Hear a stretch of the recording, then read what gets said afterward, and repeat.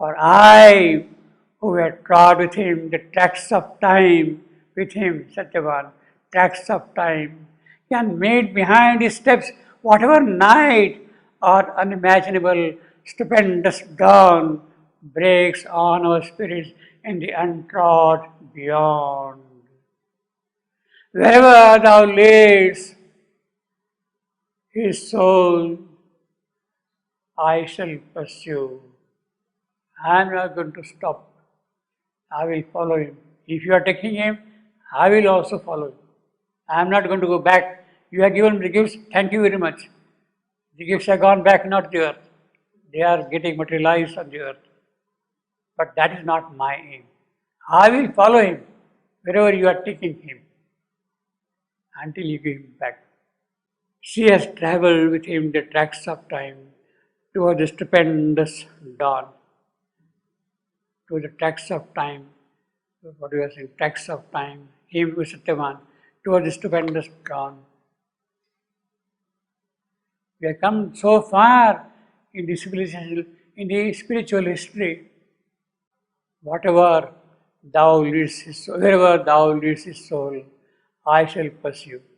But for a claim opposed, implacable, insisting on the immutable decree, insisting on the immutable law, the law that cannot be satisfied, that cannot be placated, that cannot be appeased, immutable, that cannot be mitigated. He is insisting on the implacable decree, immutable law. Yes, I am here all for this. That is my job. I am not going to budge away from the responsibility of mine.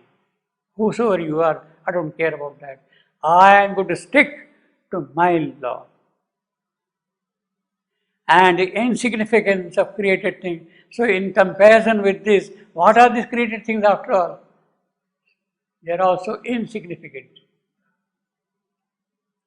Out of the roaring waves of night that came born from the enigma of the unknowable depths. So this is really the enigma from the unknowable depths. How this has really happened, how he could come up at all, that is the enigma. A voice of majesty, appalling and appalling calm. So he is both. Voice of majesty and scorn. As when the storm-haired Titan strides as when the storm-haired Titan striding sea throws on a swimmer his tremendous love, remembering all the joy its waves have drowned, so from the darkness of the sovereign night, again the woman's boundless heart arose the almighty cry of universal death.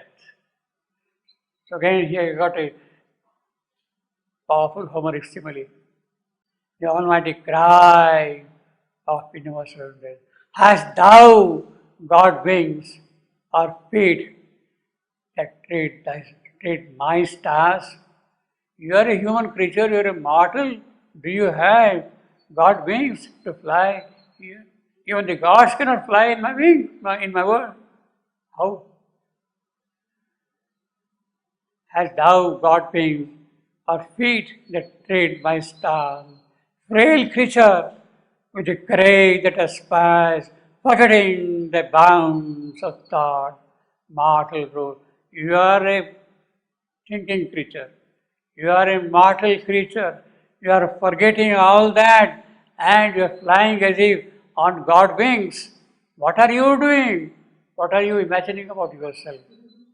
My law is implacable. My law is immitigable. My decree is immutable. What are you up to? Understand a few things at least. Their orbs are coiled before thy soul was formed.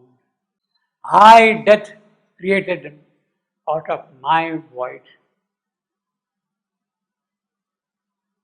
All things I built in them, and I destroy. Savitri has no god wings to fly in the sky. She is a mortal, must remain confined to mind. That is the argument of death. She should not turn to unhappy fields. She should not turn to unhappy fields, else she might awake from their uneasy, iron-hearted sleep the Furies. Savitri should keep quiet. Otherwise, the Furies which are asleep here in this night will awake and they'll pounce upon you. I, Death, created them out of my void. All that he has said, I have created them out of my void.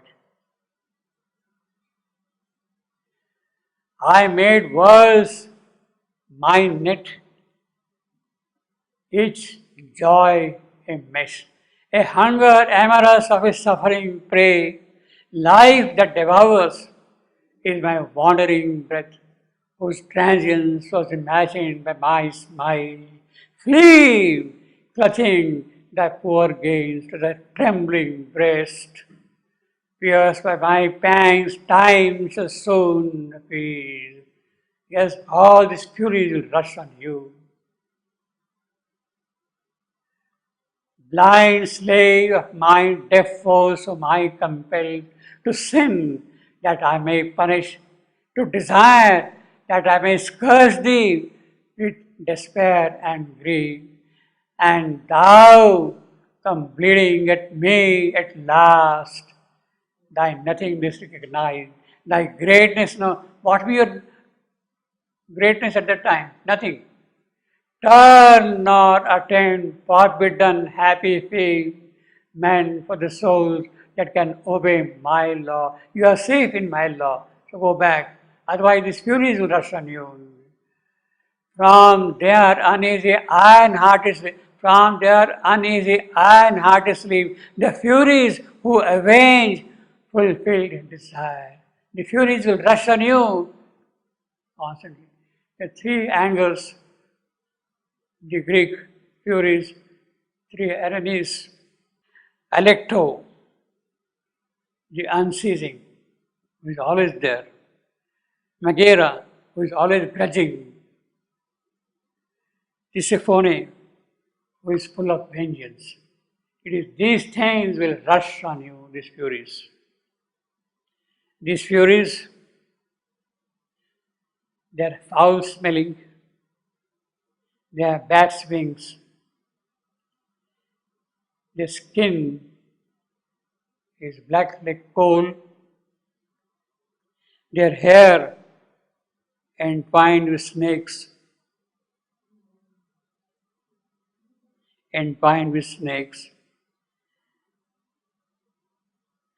They carry torches in the night. They have whips in their hands to punish whosoever disobeys them. Whips.